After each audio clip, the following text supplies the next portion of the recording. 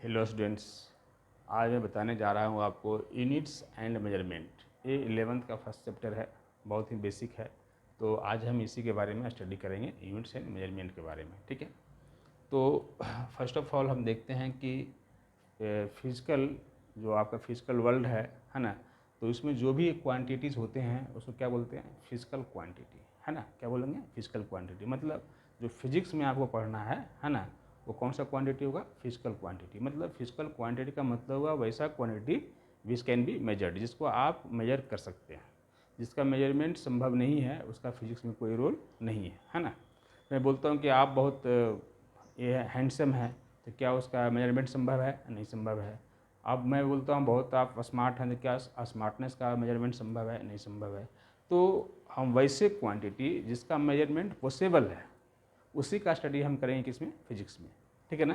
तो यहाँ पे मैं बताने जा रहा हूँ आपको यूनिट्स एंड मेजरमेंट। तो फर्स्ट ऑफ ऑल आपको समझना है कि फिजिकल क्वांटिटी क्या होता है ना।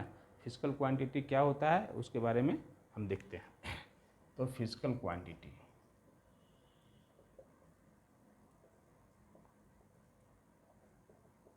फिजिकल क्वांटिटी इसको हमें PQ बोल रहा हूँ। आप इसको लिख सकते हैं those quantities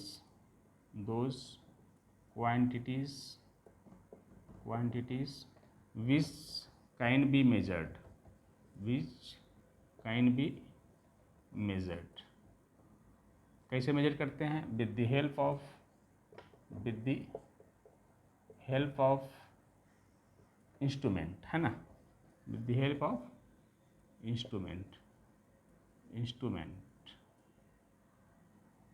and also describe the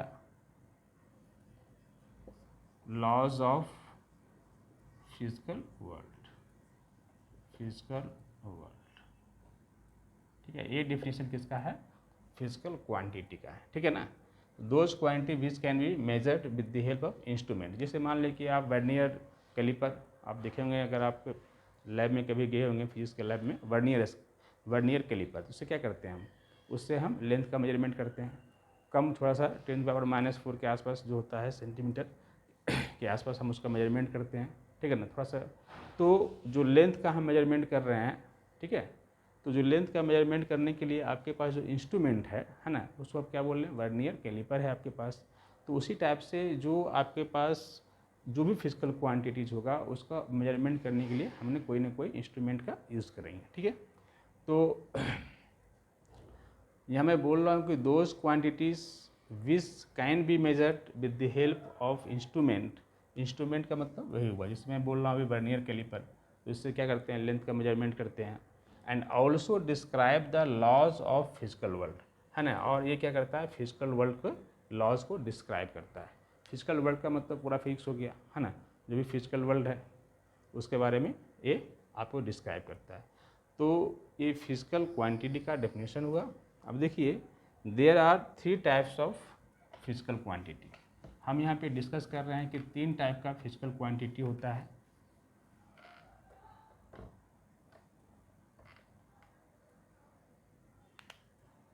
physical quantity 3 types का मैं बोल रहा हूँ।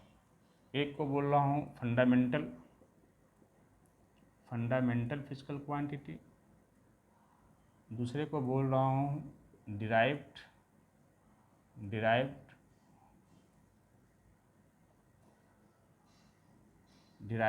फिजिकल क्वांटिटी है।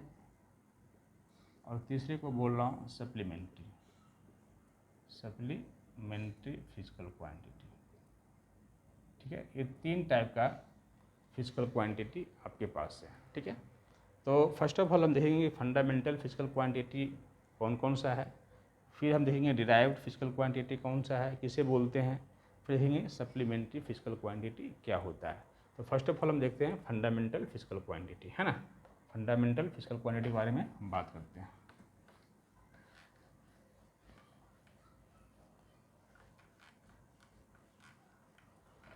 फंडामेंटल फिजिकल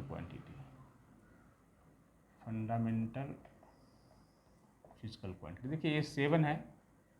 पहला आप लेंथ होता है,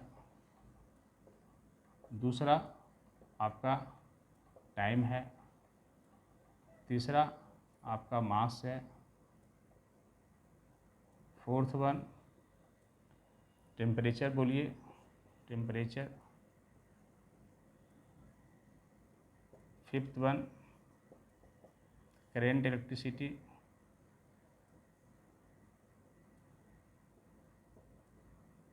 सिक्स्थ वन luminous intensity,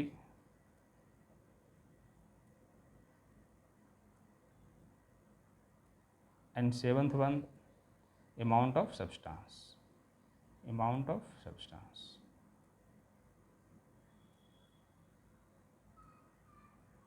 ये आपके पास 7 फंडामेंटल फिजिकल क्वांटिटी हैं, ठीक है ना। देखिए इसका हम यूनिट भी यहाँ देख लेते हैं, एस आई यूनिट, ठीक है ना। इसका हम एस आई यूनिट देख लेते हैं, एस आई यूनिट, इसके बारे में हम बाद में डिस्कस करेंगे एस आई यूनिट के बारे में। बट इसका देख ले, लेंथ का तो मीटर होता है, लेंथ का क्या होता है, मीटर होता है। टाइम का क्या होता है, सेकेंड होता है। और मास का किलोग्राम, और टेम्परेचर का केल्विन, करंट इलेक्ट्रिसिटी का एम्पियर, एम्पियर, लुमिनस इंटेंसिटी का कैंडेला, और अमाउंट ऑफ सब्सटेंस का मोल। इसका हमने जो एस आई यूनिट है वो लिख दिया है। इसका सिंबल क्या होगा, एम, इसका एस होता है, इसका केजी होता है, इसका केल्विन के होता है, इसका ए होता है, इसका कैंडेला है, सी डी होता है, और एम ओ एल होता है। तो ये इसका सिंबल भी मैंने लिख दिया कि जो ये 7 फंडामेंटल फिजिकल क्वांटिटी हैं, है ना। तो फंडामेंटल फिजिकल क्वांटिटी वैसा क्वांटिटी होती है जो इंडिपेंडेंट होता है, जो किसी दूसरे क्वांटिटी पर डिपेंड नहीं करता है ना। तो those quantity which are independent from the others, जो दूसरे से क्या होता है, इंडिपेंडेंट होता है, उसको क्या बोलते हैं, फंडामेंटल फिजिकल क्वांटिटी। ये 7 है और इसका हमने एस आई यूनिट लिख दिया। लेंथ का मीटर, टाइम का सेकेंड, मास का किलोग्राम, टेम्परेचर का केल्विन, करंट का आपका एम्पियर होता है, लुमिनस इंटेंसिटी का कैंडेला, अमाउंट ऑफ सब्सटेंस का मोल होता है, ठीक है। देखिए ये था फंडामेंटल फिजिकल क्वांटिटी। इसके बारे में, यूनिट के बारे में हम बाद में डिस्कस करेंगे, ठीक है। चलिए आगे चलते हैं। इसके बाद था सेकेंड नंबर में कि आपका था second one derived physical quantity. Derived physical quantity वैसे क्वांटिटी को बोलते हैं जो फंडामेंटल फिजिकल क्वांटिटी पर डिपेंड करता है, ठीक है ना। दूसरा क्या था, दूसरा था, ये पहला था, दूसरा था आपका डिराइव्ड, डिराइव्ड फिजिकल क्वांटिटी। तो वैसा फिजिकल क्वांटिटी जो फंडामेंटल क्वांटिटी पर डिपेंड करता हो। Those quantities which depends on fundamental physical quantity, है ना। जो फंडामेंटल फिजिकल क्वांटिटी पर डिपेंड करेगा उसको क्या बोलेंगे, डिराइव्ड फिजिकल क्वांटिटी। एग्जांपल देखिए, अगर मैं बोलता हूँ आपको वेलोसिटी, तो वेलोसिटी क्या होता है बताइए, लेंथ, वेलोसिटी इक्वल टू क्या होता है, डिस्प्लेसमेंट अपॉन टाइम होता है, displacement upon time. Displacement like a length, displacement क्या एक लेंथ है ना। तो लेंथ बोल सकते हैं, अपॉन क्या बोलेंगे, टाइम। इसको एल बोल रहे थे, इसको मैंने टी बोला था, टी से यूनिट करते हैं, लेंथ को एल से, टाइम को टी से, है ना। तो देखिए ये जो आपका डिराइव्ड फिजिकल क्वांटिटी है ये लेंथ और टाइम पर डिपेंड कर रहा है, और लेंथ और टाइम दोनों क्या है, एक फंडामेंटल फिजिकल क्वांटिटी है।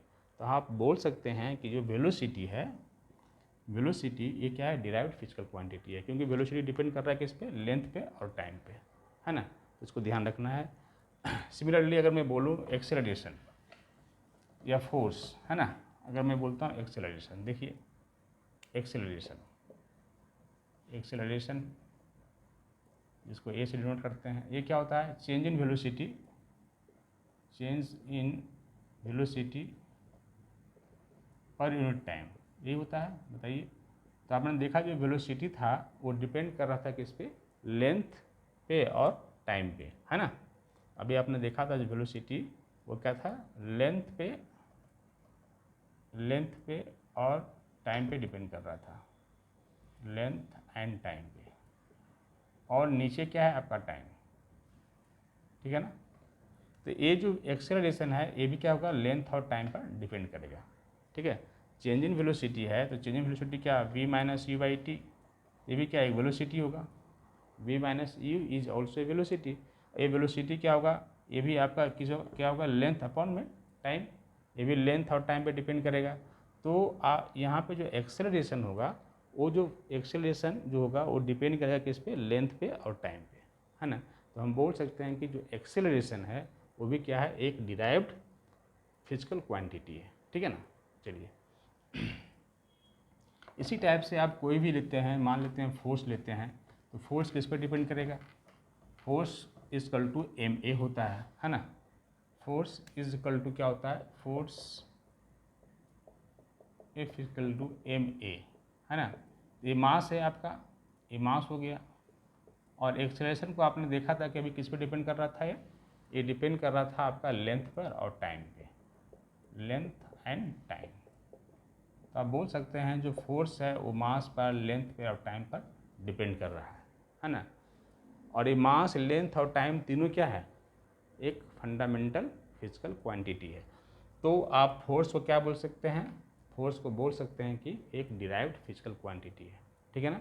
तो वैसा क्वांटिटी जो फंडामेंटल फिजिकल क्वांटिटी पर डिपेंड करता है, फंडामेंटल फिजिकल क्वांटिटी कितने हैं, 7 है, जिसको हमने अभी लिखा था, ठीक है ना। तो चलिए, फोर्स हो गया, एक्सेलरेशन हो गया, वर्क हो गया, एनर्जी हो गया, पावर हो गया, जो भी 7 जो आपके पास फंडामेंटल फिजिकल क्वांटिटी थे उसको छोड़कर जो भी आपके पास फिजिकल क्वांटिटी होंगे सब क्या होगा, डिराइव्ड फिजिकल क्वांटिटी होगा, है ना। क्योंकि वो जो डिराइव्ड फिजिकल क्वांटिटी है उस 7 फंडामेंटल फिजिकल क्वांटिटी पर ही डिपेंड करेगा, ठीक है। नेक्स्ट वन था आपका सप्लीमेंट्री फिजिकल क्वांटिटी। देखिए इसमें दो होते हैं, एक को हम बोलते हैं प्लेन एंगल और दूसरे को हम बोलते हैं सॉलिड एंगल। प्लेन एंगल और सॉलिड एंगल, है ना। प्लेन एंगल क्या होता है, मान लीजिए जो आर्क है, कोई आर्क है जो एंगल बनाता है कहाँ पे, सेंटर पे। ये जो सेंटर पे एंगल बनाएगा, है ना, मान लेते हैं थीटा एंगल बना रहा है। तो बहुत ही, अगर मान ली बहुत छोटा एंगल बना तो इसको डी थीटा बोल दीजिए, इसको आप एल बोल दीजिए, ए आर हो गया। तो डी थीटा इक्वल टू क्या हो जाएगा, एल अपॉन आर, है ना। आप पढ़े होंगे कि जो आपका एंगल होता है ना, जो आर्क यहाँ पे एंगल बना रहा है सेंटर पे, जिसको आप क्या बोल रहे हैं, डी थीटा बोल रहे हैं, है ना। क्योंकि आर्क छोटा है इसलिए एंगल भी हमने क्या किया, स्मॉल कर दिया। या आप थीटा बोल सकते हैं, थीटा ले लीजिए, थीटा इक्वल टू क्या हो गया, एल बाई आर हो गया। तो ये जो आर्क और रेडियस का रेशियो है ना, इसी को क्या बोलते हैं, प्लेन एंगल, इसी को प्लेन एंगल बोलते हैं। और इसका जो यूनिट होता है, यूनिट वो क्या होता है, रेडियन, इसको ध्यान रखना है, रेडियन। इसको आर ए डी से डिनोट करते हैं, रेडियन, RADIAN, ये क्या है, रेडियन है, ठीक है। इसका सिंबल क्या होगा, RAD होगा, ठीक है। उसी टाइप से आपके पास होगा सॉलिड एंगल, ठीक है ना। तो सॉलिड एंगल क्या होगा, इसे आपने देखा कि जो आपके पास प्लेन एंगल होता है, it is the ratio of the arc to the radius. उसी टाइप से आपका जो सॉलिड एंगल होगा उसको हम कैसे डिफाइन करेंगे, it is the ratio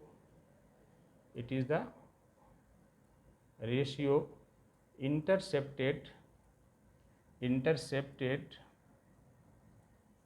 area DA of the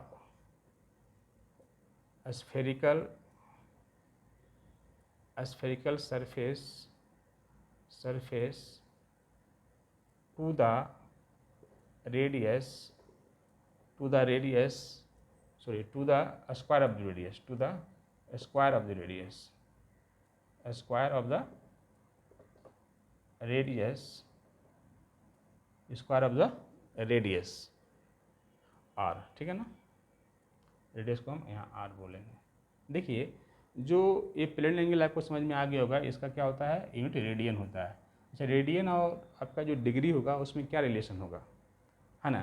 तो 360 डिग्री इक्वल टू होता है, 360 degree equal to 2 pi radian, ठीक है ना, 2 पाई रेडियन।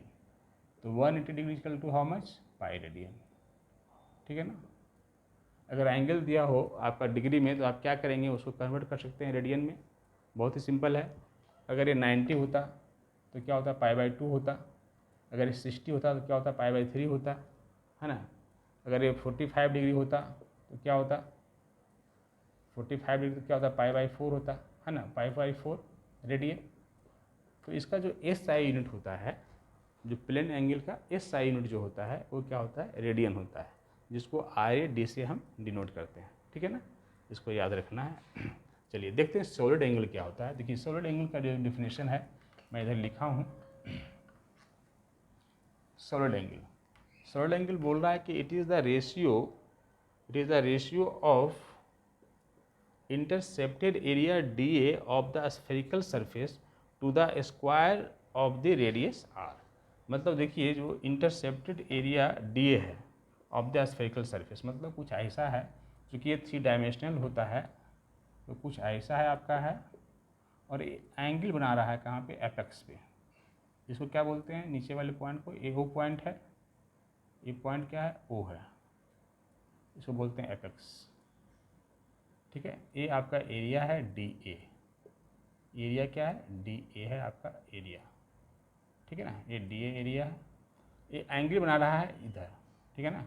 यहाँ पे जो एंगल बनेगा इसी को आप बोलिए, चूँकि ये एरिया हमने बहुत छोटा लिया है और स्मॉल एरिया DA लिया है, तो इसका एंगल को बोलेंगे D ओमेगा। क्या बोलेंगे इसको, D ओमेगा। ये क्या है, D ओमेगा इसको बोलते हैं, D ओमेगा। इसको क्या पढ़ते हैं, ओमेगा, ओमेगा, है ना। तो D ओमेगा रिप्रेजेंट करता है सॉलिड एंगल को। तो ये जो आपका एरिया है, जो इंटरसेप्टेड एरिया DA है ऑफ द स्फेरिकल सरफेस, ये कितना होगा रेडियस यहाँ से यहाँ, ये आपका R होगा, ठीक है ना। तो इसका जो वैल्यू होगा, सॉलिड एंगल का जो वैल्यू होगा, मतलब D ओमेगा का जो वैल्यू होगा वो क्या होगा, ये जो आपका इंटरसेप्टेड एरिया है DA डिवाइड बाई क्या होगा, ये रेडियस R², ये होगा आपका D ओमेगा। अगर सिर्फ D omega equal to DA upon में R², ठीक है ना।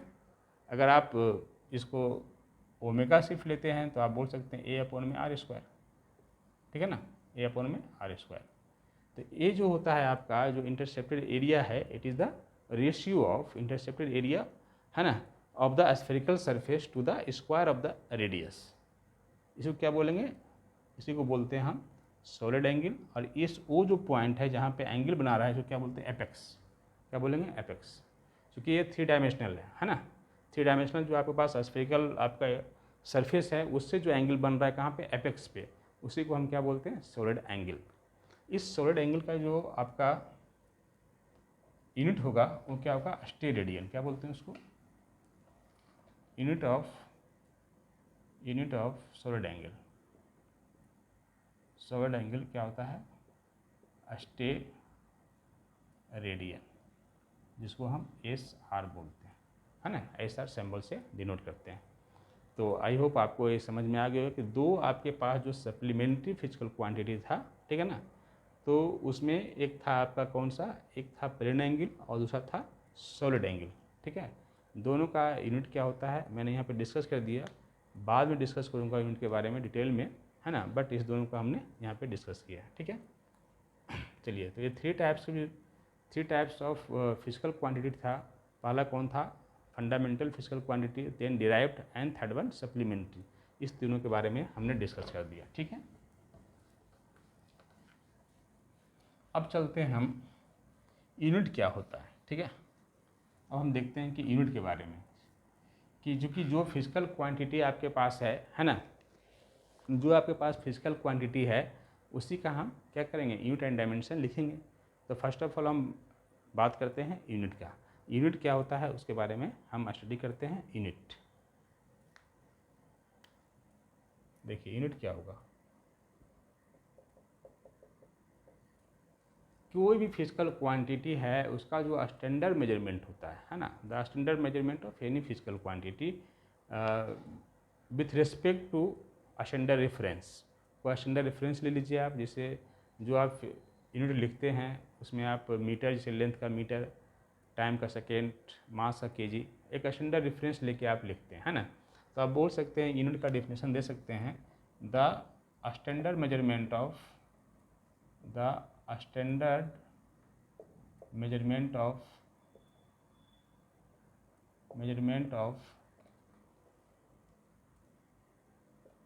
any physical quantity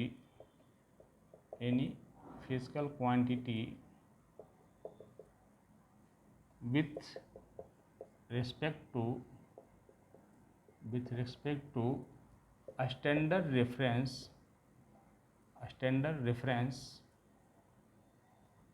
जैसे आप बोल सकते हैं मीटर हो गया, सेकेंड हो गया, केजी हो गया, etc, है ना। इसके रिस्पेक्ट में ही लिखते हैं हम the standard measurement of any physical quantity. जो आप मेजरमेंट कर रहे हैं किसी फिजिकल क्वांटिटी का, उसका जो स्टैंडर्ड मेजरमेंट होगा with respect to standard reference. कोई स्टैंडर्ड रेफरेंस लेके हम उसका क्या करेंगे, मेजरमेंट करेंगे, है ना। उसका हम यूनिट को लिखेंगे। देखिए कोई भी फिजिकल क्वांटिटी होता है, कोई भी फिजिकल क्वांटिटी आपके पास है, यह है फिजिकल क्वांटिटी। कोई भी फिजिकल क्वांटिटी को रिप्रेजेंट करने का तरीका है, उसको बोलते हैं एन यू, है ना। कोई भी फिजिकल क्वांटिटी को रिप्रेजेंट करने का तरीका क्या है, एन यू। एन क्या है, एन होता है न्यूमेरिकल वैल्यू, और यू क्या होता है, यूनिट। यू क्या है, यूनिट। तो कोई भी फिजिकल क्वांटिटी हो, any physical quantity can be expressed in N U, है ना, where N is your numerical value and U is your unit. U क्या होगा, यहाँ पे यूनिट होगा। इसे मान लो कि फोर्स है, फोर्स इजकल टू हमने लिखा 5 न्यूटन। क्या लिखा, 5 न्यूटन। तो 5 क्या हो गया, ये हो गया numerical value, this is your numerical value, ये हो गया न्यूमेरिकल वैल्यू, और ये क्या हो गया, एन हो गया आपका यूनिट। फोर्स का यूनिट क्या होता है, न्यूटन, है ना। तो कोई भी फिजिकल क्वांटिटी हो, उसका जो लिखने का तरीका है यही है, एन यू बोलते हैं, एन को न्यूमेरिकल वैल्यू, यू को यूनिट बोलते हैं, ठीक है ना। अगर मान लो कि मास है, मास को हम बोल रहे हैं 5 kg, mass equal to 5 kg। तो 5 क्या हो गया, न्यूमेरिकल वैल्यू, केजी क्या हो गया, उसका यूनिट हो गया, ठीक है ना। तो इससे ये भी मालूम चलता है कि जो आपने लिया है से 5 न्यूटन है ना, इसमें क्या है, मल्टीप्लाई, 5 क्या है, मल्टीप्लाई किसके साथ, यूनिट के साथ है ना। तो ये कितना टाइम्स आपका फोर्स लग रहा है ना, ये भी आप यहाँ से फाइंड आउट कर सकते हैं। कितना टाइम्स फोर्स है, तो 5 टाइम्स फोर्स है। एक जो आपका न्यूटन होगा, अगर मान लेते हैं फोर्स को आप यूनिट मान लेते हैं 1 न्यूटन, तो 5 का मतलब कितना हुआ, 5 टाइम्स हो गया, है ना। तो यहाँ पे जो कोई भी फिजिकल क्वांटिटी होता है उसको रिप्रेजेंट करने का तरीका यही है, N U, when N is the numerical value, U is your unit, ठीक है। चलिए यहाँ पे हम बात कर रहे थे यूनिट का, इसको नोट कर लीजिएगा, physical quantity equal to N U, very very important. देखिए तो यूनिट भी होता है, ये यूनिट क्या होता है, ये भी 2 टाइप से होता है। एक को हम बोलते हैं क्या, फंडामेंटल यूनिट, और दूसरे को क्या बोलते हैं, डिराइव्ड यूनिट, है ना। तो मैंने अभी बताया था आपको, फंडामेंटल जो आपके पास फंडामेंटल क्वांटिटी था, उसका हमने यूनिट जो निकाला था वो क्या था, फंडामेंटल यूनिट था। जो भी हमने लिखा था 7 फिजिकल क्वांटिटी, और उसका एसआई यूनिट जो लिखा था, जैसे लेंथ का हमने मीटर लिखा, मास का केजी लिखा, टाइम का सेकेंड लिखा, है ना, करेंट का हमने एम्पियर लिखा, ठीक है, लुमिनस इंटेंसिटी का कैंडेला लिखा, टेम्परेचर का केल्विन लिखा, ठीक है, और अमाउंट ऑफ सब्सटेंस का मोल लिखा।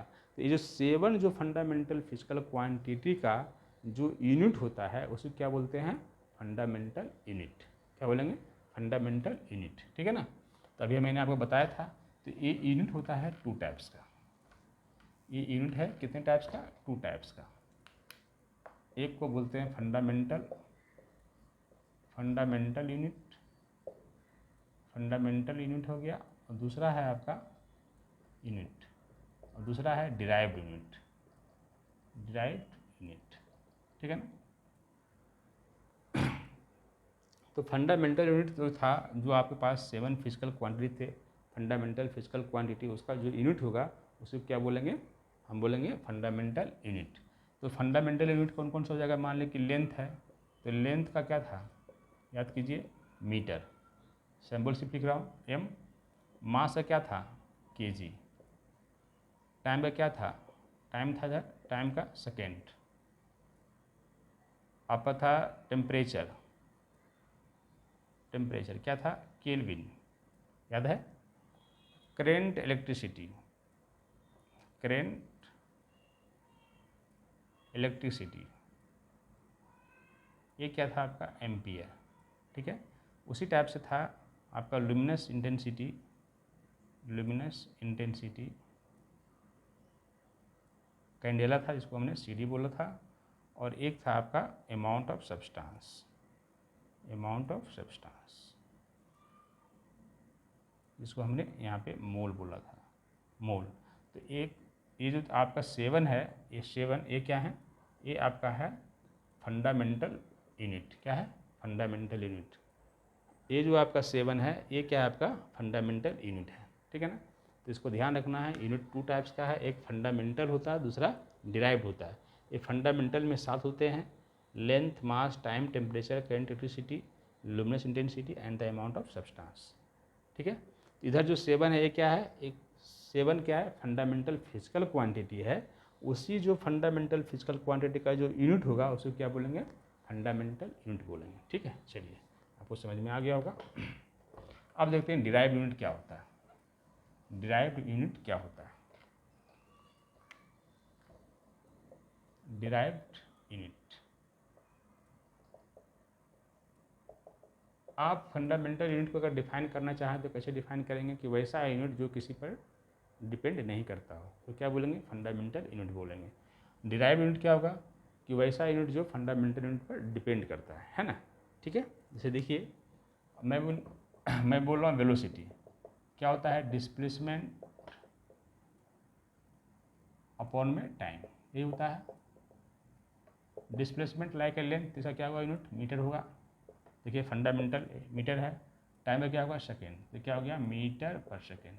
तो वेलोसिटी का यूनिट क्या हो गया, मीटर पर सेकेंड। देखिए ये मीटर पे और सेकेंड पे डिपेंड कर रहा है। ये 7 क्या है, आपका फंडामेंटल फिजिकल क्वांटिटी है। इसका मतलब हुआ कि जो वेलोसिटी है वो डिपेंड कर रहा है आपका फंडामेंटल यूनिट पर, है ना। उसी टाइप से अगर मान लेते हैं फोर्स लेते हैं आप, फोर्स लीजिए, फोर्स इक्वल टू क्या होता है, MA। मास का यूनिट क्या होगा, kg। एक्सेलरेशन का क्या होगा, मीटर पर सेकेंड स्क्वायर। मालूम है आपको मीटर पर सेकेंड स्क्वायर कैसे आया, तो देखिए ए का देख लीजिए, ए इक्वल टू क्या होगा, change in velocity per unit time. Acceleration क्या होता है, change in velocity per unit time. तो वेलोसिटी का क्या होता है यूनिट, चेंज इन वेलोसिटी है तो उसका यूनिट क्या होगा, वेलोसिटी का जो यूनिट होता है वही क्या होगा, चेंज इन वेलोसिटी का होगा। तो ऊपर हो जाएगा मीटर पर सेकेंड, और नीचे क्या है, टाइम का सेकेंड, तो क्या होगा, मीटर पर सेकेंड स्क्वायर। किसका निकल गया, एक्सेलरेशन का। तो यहाँ हमने ए का जो वैल्यू है ना, एक्सेलरेशन का जो यूनिट है क्या लिखा, मीटर पर सेकेंड स्क्वायर। तो इसको बोल सकता हूँ मैं kg मीटर s-2। इसका मतलब हुआ कि जो फोर्स है वो डिपेंड कर रहा है किस पे, kg पर, मास पर और सेकेंड पे, है ना। और ये तीनों क्या है, फंडामेंटल यूनिट है। तो हम बोल सकते हैं कि जो फोर्स होगा वो क्या होगा, डिराइव्ड यूनिट होगा, क्योंकि जो फोर्स है डिपेंड कर रहा है kg, मास एंड सेकेंड पे, ठीक है ना, kg, मीटर एंड सेकेंड पे, ठीक है। चलिए आपको समझ में आ गया होगा यहाँ तक। अब हम देखते हैं कुछ आपके पास फिजिकल क्वांटिटी है, उसका अगर आप यूनिट लिखना चाहते हैं तो कैसे लिखेंगे। आपके पास 7 फंडामेंटल यूनिट है, उसी के हेल्प से सारे फिजिकल क्वांटिटी का आपको यूनिट लिखना है ना। यूनिट लिखने के लिए फर्स्ट ऑफ ऑल आपको फार्मूला पता होना चाहिए। इसलिए फिजिक्स में हर चैप्टर में, है ना, आपको यूनिट एंड डायमेंशन बताया जाता है, क्योंकि अगर आपको फार्मूला अगर मालूम है तो आप इजीली उसका यूनिट लिख सकते हैं। जैसे मैंने अभी बोला फोर्स के बारे में बात किया, फोर्स है, फोर्स को मैंने बोला एम ए, इसका फार्मूला क्या है एम ए। तो एम है तो एम को हमने केजी बोला, एक्सप्रेशन क्या आया metre, metre per second square आया था। इसको हमने बोला था KG metre, S minus two हो गया इस टाइप से, KG metre per second square. इसी को हम क्या बोलते हैं न्यूटन, क्या बोलते हैं न्यूटन, न्यूटन होता है, ठीक है ना, न्यूटन, जिसको हम कैपिटल एल से डिनोट करते हैं, ठीक है, ये आपका न्यूटन होता है, ठीक है। तो यहाँ जो आप फोर्स है KG metre per second square, आप 1 KG metre per second square equal to बोल सकते हैं 1 न्यूटन, ठीक है ना। न्यूटन कौन थे, एक साइंटिस्ट थे, है ना, तो उनका रोल फोर्स में बहुत ज़्यादा रहा, है ना, इसीलिए उनके नाम पे फोर्स का यूनिट रखा गया, जिसको हमने न्यूटन बोला है।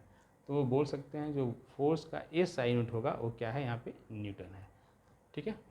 चलिए उसी टाइप से अगर मैं बोलूँ वर्क का यूनिट क्या होगा, तो वर्क इक्वल टू क्या होता है force into displacement, force into displacement. यहाँ पे हमने फोर्स को क्या बोला है न्यूटन, तो क्या हो जाएगा फोर्स का जो यूनिट हो जाएगा क्या हो जाएगा न्यूटन, ये क्या है डिस्प्लेसमेंट, लाइक ए लेंथ मतलब मीटर, तो क्या हो गया न्यूटन मीटर, लिख सकते हैं आप न्यूटन मीटर। उसी टाइप से अगर आपसे पूछता हूँ पावर का यूनिट क्या होगा, तो क्या होता है W/T, the rate of doing work equal the power. तो वर्क का क्या हुआ न्यूटन मीटर।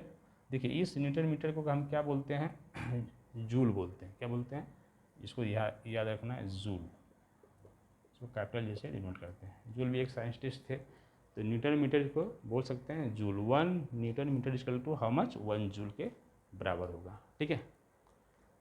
जिससे आपका पावर है, तो पावर क्या होगा the rate of doing work is called the power.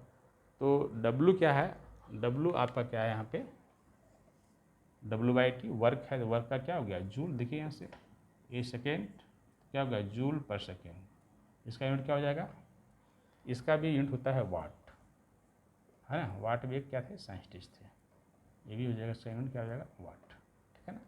ये सब जो मैं बता रहा हूँ क्या है SI यूनिट में बात कर रहे हैं, है ना, इंटरनेशनल सिस्टम ऑफ यूनिट, जो कि वर्ल्ड ने इस यूनिट को एक्सेप्ट किया है 1971 में, ठीक है ना।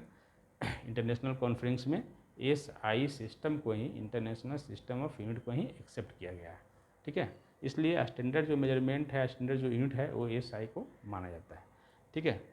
तो ये जो मैं बता रहा हूँ जो भी यूनिट आपको, जो भी यूनिट है, जैसे फोर्स का न्यूटन हो गया, वर्क का जूल हो गया, पावर का वाट हो गया, ये सब क्या है सब SI यूनिट है ना। उसी टाइप से आप अगर आपको फार्मूला मालूम है तो आप कोई भी फिजिकल क्वांटिटी का क्या होगा यूनिट निकाल सकते हैं। जैसे मैं बोलता हूँ ग्रेविटेशनल फोर्स इक्वल टू क्या होता है G m1m2/r²।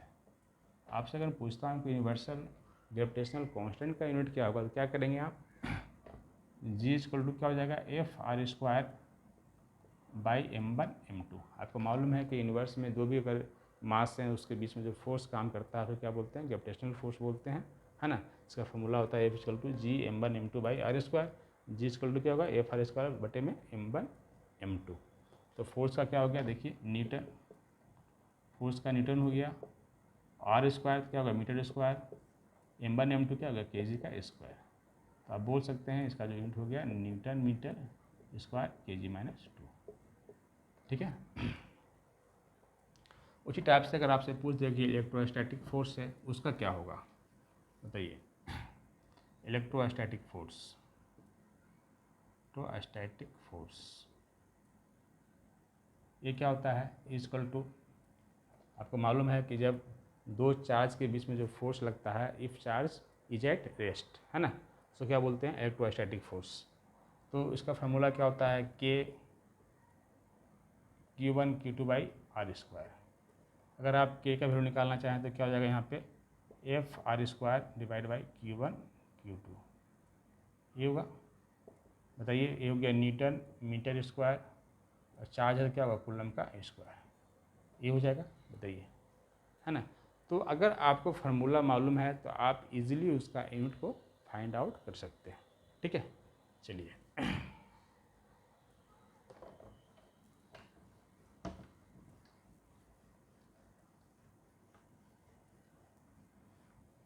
देखिए, जो यूनिट का जो सिस्टम्स होता है ना, जो यूनिट का सिस्टम है उसमें क्या है आपका 3 टाइप का होता है, ठीक है ना। जो सिस्टम ऑफ यूनिट है ना, तो यहाँ हम देखेंगे different type of system of unit, different type of system of unit, system of unit, different type का सिस्टम ऑफ यूनिट होता है। जैसे अब मैंने भी बोला एसआई यूनिट होता है, इसे बोलते हैं इंटरनेशनल सिस्टम ऑफ यूनिट। उसी टाइप से सीजीएस होता है, एमकेएस होता है, एफपीएस होता है, ठीक है ना। तो एसआई तो मैंने बता दिया सबका। जैसे और दूसरा होता है सीजीएस। सीजीएस का मतलब ये हुआ कि अगर आप लेंथ को सेंटीमीटर में, सी से क्या होता है सेंटीमीटर, लेंथ को आपने ले लिया किसमें सेंटीमीटर में, और मास को किसमें ले लिया ग्राम में, और टाइम को ले लिया सेकेंड में, ठीक है ना। तो ऐसे जो सिस्टम बनेगा हमारा यूनिट का, तो क्या बोलेंगे सीजीएस यूनिट सिस्टम, ठीक है। दूसरा होता है एमकेएस। एमकेएस अगर आपका लेंथ है, ठीक है ना, अगर आपका लेंथ है उसको ले लेते हैं किसमें मीटर में, आपका अगर मास है ले रहे हैं किसको किलोग्राम में, और जो टाइम है उसको ले लें किसमें सेकेंड में। तो ऐसा जो सिस्टम बनेगा यूनिट का उसको क्या बोलेंगे एमकेएस सिस्टम, ठीक है। एक होता है तीसरा एफपीएस। एफपीएस इसको बोलते हैं फुट। अगर आप लेंथ को फुट में ले लें, मास को पाउंड में ले लें, और टाइम को सेकेंड में ले लें, तो उसको क्या बोलेंगे एफपीएस सिस्टम, ठीक है ना। जैसे मैं बताऊंगा, जैसे हमारा सीजीएस है, सीजीएस में अगर हम लेंगे जो इसमें जो यूनिट होता है फोर्स का, फोर्स का जो यूनिट होता है सीजीएस में वो क्या होता है डाइन होता है, DYNE। तो 1 न्यूटन इक्वल टू क्या होता है 10⁵ डाइन के बराबर होता है। इसको कन्वर्ट करना भी हम बताएंगे आपको, 10⁵ डाइन के बराबर होता है। उसी टाइप से अगर वर्क देख ले तो वर्क का होता है जूल, तो 1 जूल इक्वल टू क्या होता है 10⁶ यर्ग बोलते हैं। यर्ग क्या है, erg is your CGS unit of the work, ठीक है ना। तो ये कभी पूछता है, इस पर ध्यान रखना है। 1 न्यूटन इक्वल टू क्या होता है, 1 जूल इक्वल टू क्या होता है, ठीक है ना। चलिए ये आपको समझ में आ गया होगा। अब देखते हैं इसके बाद डायमेंशन, ठीक है। डायमेंशन क्या होता है,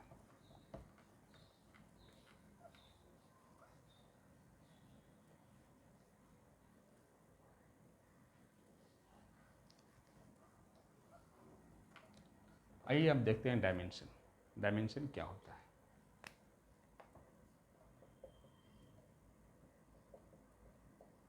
देखिए डायमेंशन बहुत ही सिंपल है।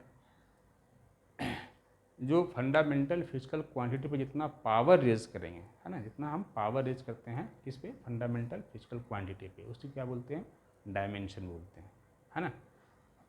तो डायमेंशन को कैसे डिफाइन करेंगे, the dimension of physical quantity, the dimension of a physical quantity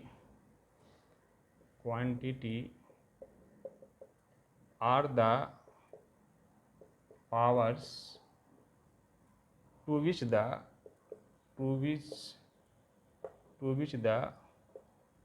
base quantities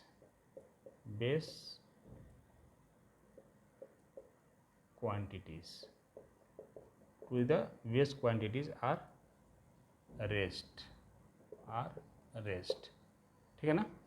मतलब डायमेंशन जो होता है किसी भी फिजिकल क्वांटिटी का, powers to which the base quantity. Base मतलब क्या हुआ, इस बेस को हम क्या बोलते हैं फंडामेंटल। तो ये फंडामेंटल का दूसरा नाम क्या है बेस। फंडामेंटल क्वांटिटी बोलिए, है ना, या इसको बेस क्वांटिटी बोलिए। जो आपने भी पढ़ा था फंडामेंटल फिजिकल क्वांटिटी, है ना, उसी को हम बोल रहे हैं यहाँ पे बेस क्वांटिटी। जो फंडामेंटल फिजिकल क्वांटिटी में जितना पावर रेज करेगा उसी को हम डायमेंशन बोलते हैं, सिंपल भाषा में समझिए, ठीक है ना। Dimension of a physical quantity are the powers to which the base quantities are raised, है ना, जितना पावर रेज करेगा किस पे फंडामेंटल फिजिकल क्वांटिटी पे, उसको क्या बोलेंगे डायमेंशन बोलेंगे, ठीक है। चलिए अगर डायमेंशन भी देखें तो दो टाइप का होगा, एक फंडामेंटल आपका होगा डायमेंशन, दूसरा क्या होगा डिराइव डायमेंशन। तो फंडामेंटल डायमेंशन कौन सा होगा, जो आपके पास 7 जो फिजिकल क्वांटिटी था, है ना, 7 फिजिकल फंडामेंटल फिजिकल क्वांटिटी था, अगर उसका डायमेंशन को हम लिख दें, है ना, तो वही क्या हो जाएगा 7 फंडामेंटल डायमेंशन हो जाएगा। ठीक है ना। चलिए, तो ये डेफिनेशन तो आपने देख लिया। तो ये दो टाइप का इसको भी बोल सकते हैं आप। एक को मैं बोल देता हूँ क्या फंडामेंटल, और दूसरे को बोलते हैं डिराइव्ड। ठीक है ना। देखिए, अगर इसको हम बोल दें दो टाइप्स का, एक को बोल देता हूँ मैं फंडामेंटल डायमेंशन, और दूसरे को बोल देंगे हम क्या डिराइव्ड डायमेंशन। ठीक है ना, ऐसा बोल सकते हैं हम। ठीक है। तो जो आपके पास 7 जो फंडामेंटल फिजिकल क्वांटिटी था, क्या था याद कीजिए फिर से, लेंथ था, दूसरा मास था, तीसरा टाइम था, चौथा टेम्परेचर था, फिफ्थ वन क्या था करेंट इलेक्ट्रिसिटी,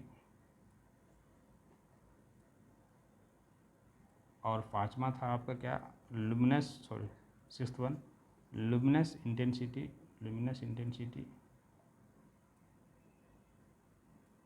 और सातवां था अमाउंट ऑफ सब्सटेंस। ये था, बताइए, ये आपके पास क्या थे 7 फंडामेंटल फिजिकल क्वांटिटी, है ना।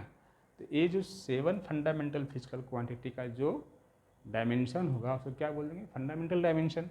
लेंथ को हम लिखते हैं एल से, है ना। ये देखिए सिंबल है, कोई भी डायमेंशन उसको क्लोज ब्रैकेट से हम क्या करते हैं उसका डिनोट करते हैं। ठीक है ना। एल से, मास को करेंगे एम से, ठीक है, टाइम को टी से, टाइम का टी हो गया, टेम्परेचर का के हो जाएगा, कुछ बुक में थीटा आता है तो आप इसको थीटा भी बोल सकते हैं इस टाइप से, करंट का ए हो जाएगा,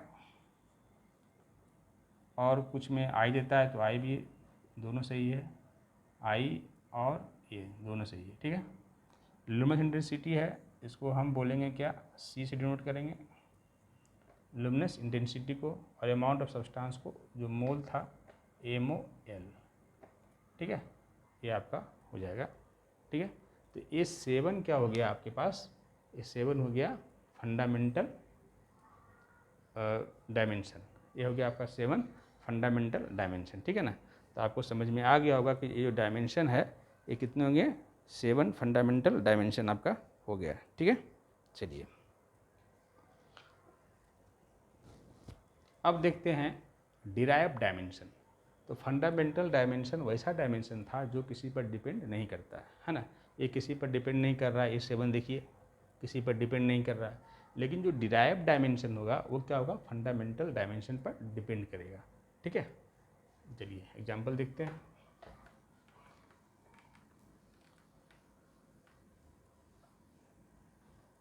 इसे देखिए,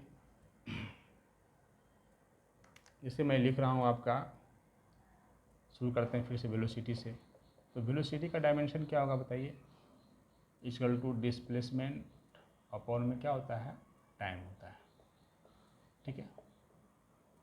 डिस्प्लेसमेंट का क्या होगा डायमेंशन, देखिए displacement like a length L कर देंगे, नीचे क्या होगा टाइम तो टी हो जाएगा, ये टी हो गया। देखिए ये जो वेलोसिटी है ये डिपेंड कर रहा है आपके लेंथ और टाइम पर। इसका मतलब ये वेलोसिटी क्या हो गया डिराइव्ड डायमेंशन हो गया। तो वेलोसिटी का जो डायमेंशन हो गया L_T-1। हमने यही बोला था जो फिजिकल क्वांटिटी होता है ना, फंडामेंटल फिजिकल क्वांटिटी की जो पावर उस पर रेज करेगा वही क्या हो जाएगा डायमेंशन। तो क्या हो गया L_T-1 हो गया। अगर आप निकालना चाहे एक्सेलरेशन तो क्या होगा बताइए, change in velocity upon time होता है फार्मूला। ठीक है। तो v-u/t तो क्या हो जाएगा ये L_T-1 हो गया, और फिर t तो क्या हो गया L_T-2 हो गया। ठीक है। देखिए मास नहीं है तो आप मास यहाँ पर m0 L_T-2 भी T-1 भी T-2 होगा यहाँ पर, इसको लिख सकते हैं आप। ठीक है ना। कि m टू द पावर 0 कितना हो गया 1 के बराबर, इसलिए यहाँ भी इसको लिख सकते हैं m naught L T minus 1, एक ही बात है, बोथ आर करेक्ट, ठीक है ना। चलिए उसी टाइप से अगर आपसे फोर्स का पूछ देगा तो क्या करेंगे आप, फोर्स का डायमेंशन निकालने पूछेगा तो कैसे निकालिएगा। फोर्स का डायमेंशन आपको याद रखना है, क्योंकि ये अगर आपको याद है तो उससे आपका बहुत सारा काम आसान हो जाएगा।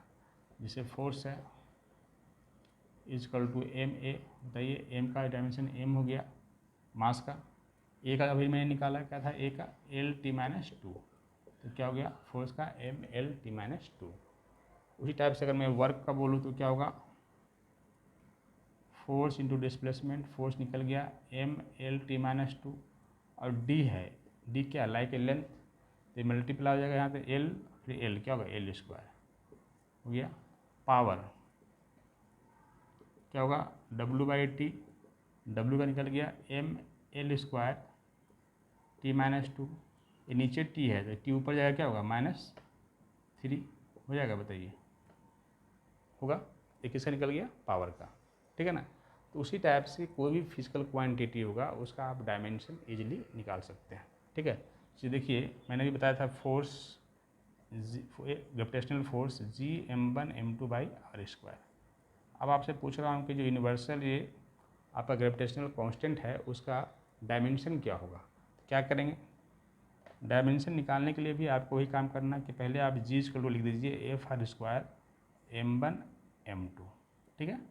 फोर्स का क्या निकाला आपने, देखिए यहाँ पे M L T minus 2, R square क्या होगा एल स्क्वायर होगा, ऐसा बताइए, एम है तो ये क्या होगा M into M, M square हो गया। अब क्या होगा डायमेंशन, देखिए ये एम ऊपर जाएगा तो -2 a + 1, -1 एम -1 हो जाएगा, बताइए इधर एल है इधर एल है तो क्या हो गया एल क्यू टी माइनस 2, ये किसका डायमेंशन हो गया जी का डायमेंशन, ये जी का डायमेंशन हो गया m-1 L Q T minus 2, है ना।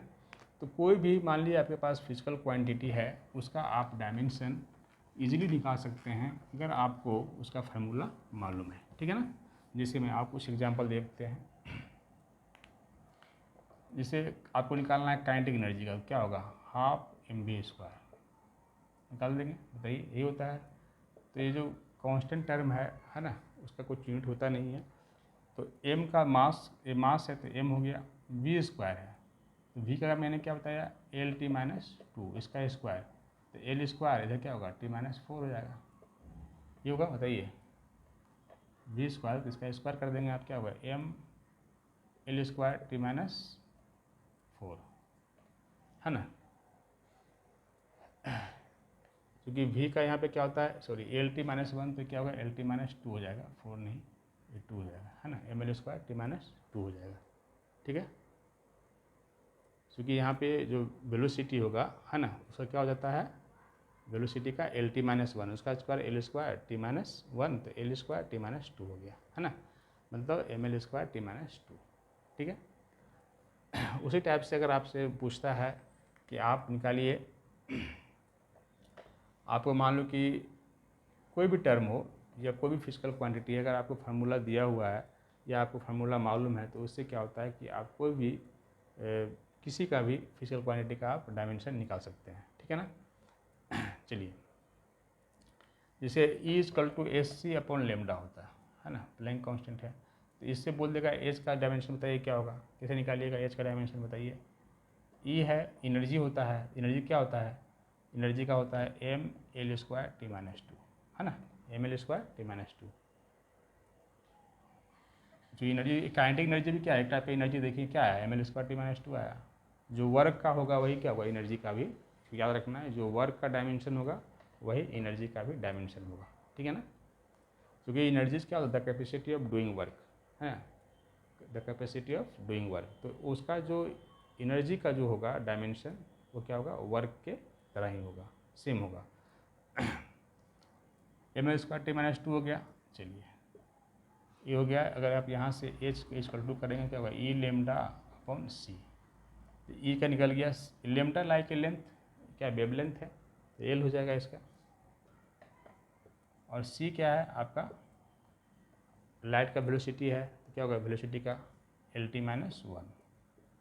ऐसा करेंगे आप, बताइए तो क्या हो जाएगा, ये एल से एल तो ये कैंसिल हो जाएगा, ये वाला एल, क्या बच जाएगा आपको, M L square T minus two, ए ऊपर जाएगा प्लस वन, तो M L square T minus one, क्या हो गया, M L square T minus one, क्या हो गया, प्लैंक कांस्टेंट का डायमेंशन ही होगा M L square T minus one. ठीक है, ठीक है। तो आप किसी का भी डायमेंशन आप लिखा, जैसे मान लीजिएगा आपसे पूछ देगा कि रिफ्लेक्टिव इंडेक्स का डायमेंशन क्या होगा, है ना, तो वो क्या होता है, it is the ratio of the, वो रेशियो होता है आपका किसका, स्पीड ऑफ लाइट का और जो बॉडी है उसके वेलोसिटी का, मीडियम में जो वेलोसिटी होता है, रिफ्लेक्टिव इंडेक्स है, रिफ्लेक्टिव इंडेक्स ये क्या होता है, जो लाइट का वेलोसिटी होता है और जो वेलोसिटी जो होता है मीडियम में होता है v, तो दोनों क्या है, आपका वेलोसिटी है तो इसका क्या हो जाएगा, ये डायमेंशनलेस हो जाएगा।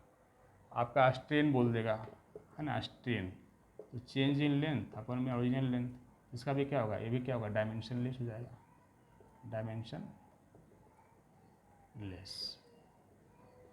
ठीक है, डायमेंशनलेस हो जाएगा। अच्छा, एक चीज़ और नोट कर लीजिएगा, जो अभी आपने पढ़ा था, जब ये आपने पढ़ा था टू फिजिकल क्वांटिटी, आपके पास था, एक तो था आपके पास फंडामेंटल, दूसरा था आपके पास डिराइव्ड और तीसरा था सप्लीमेंट्री। ठीक है ना, तो इसमें जो आपके पास सप्लीमेंट्री था वो कौन कौन सा था, एक तो आपका था प्लेन एंगल और दूसरा था स्लोड एंगल। तो प्लेन एंगल और स्लोड एंगल का डायमेंशन क्या होगा ये तो आपको मालूम है ना, लेकिन उसका जो डायमेंशन क्या होगा, note both plane angle and the solid angle are dimensionless quantity. क्या होगा, डायमेंशन लेस क्वांटिटी होगा, मतलब उसके पास यूनिट तो होगा लेकिन डायमेंशन नहीं होगा, इसको ध्यान रखना है ना। चलिए, तो आप कोई भी आपके पास फार्मूला है उसको आप देख लीजिए, अगर आपको फार्मूला मालूम है तो डायमेंशन आप उसको किसी का भी इजीली निकाल सकते हैं आप। ठीक है ना, जैसे आपको अगर आप बोल दे आपको डायमेंशन निकालने के लिए कोई भी फिजिकल क्वांटिटी का, तो फर्स्ट ऑफ ऑल आपके दिमाग में आना चाहिए कि उसका फार्मूला क्या होता है, और उसका अगर फार्मूला आपको मालूम है तो सिंपली क्या करेंगे, आप जो वैल्यू है, जो फंडामेंटल आपके पास डायमेंशन था उसका वैल्यू वहाँ पुट कीजिए और वो आपको मिल जाएगा। ठीक है, जब बोल देगा फ्रीक्वेंसी का निकालने, फ्रीक्वेंसी तो क्या होता है 1/t, है ना, तो आप पढ़े होंगे इससे क्या होगा, t-1 हो जाएगा। ठीक है, तो इस टाइप से आपके पास जो भी फंडामेंटल फिजिकल क्वांटिटी है ना, उसका अगर डायमेंशन निकालना है और आपको क्या है फार्मूला मालूम है तो इजीली उसको आप फाइंड आउट कर सकते हैं।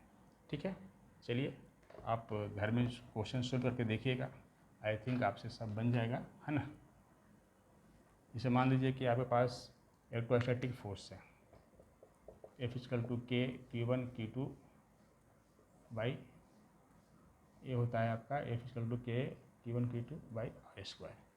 तो इसका डायमेंशन अगर आप K का डायमेंशन पूछ देगा कैसे निकालिएगा, K का डायमेंशन F r² होगा, यहाँ पे K = क्या जाएगा, F r² divide by Q1 Q2। ठीक है, देखिए Q1 Q2, तो फोर्स का क्या है ml² t-2 है, और लेंथ का क्या हो गया r है, लाइक ए लेंथ, तो l²।